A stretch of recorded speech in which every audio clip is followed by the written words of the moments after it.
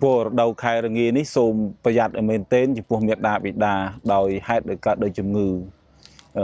ngữ nó không này ní cứព្រះសម្មាសម្ពុទ្ធលោកបានសម្ដែងមកថាជំងឺកើតឡើងដោយហេតុ4យ៉ាងជំងឺទី1កើតឡើងដោយអាហារជំងឺទី2កើតឡើងដោយកម្មជំងឺទី3កើតឡើងដោយផ្លូវចិត្តជំងឺទី4កើតឡើងដោយរដូវជាពិសេសរដូវនេះគឺរដូវរងារដូវត្រជាក់សូមកូនចៅប្រុសស្រីប្រយ័ត្ន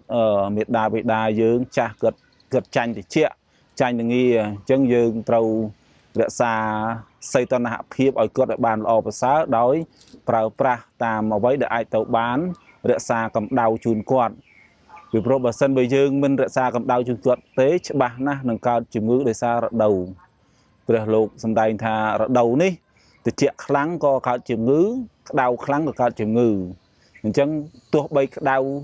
ក៏យើងត្រូវរកអ្វីមកការពារកម្ដៅត្រជាក់យើងត្រូវរកអ្វីមកការពារត្រជាក់សម្រាប់ជូនមេដាបេដាយើងដែលគាត់ចាស់ដែលគាត់ងាយរួងនឹងទទួលជំងឺផ្សេងព្រោះអញ្ចឹងសូមប្រុងប្រយ័ត្នទាំងអស់គ្នាបងប្អូនប្រុសស្រីកូនចៅទាំងអស់គ្នាចំពោះមេដាបេដារបស់យើង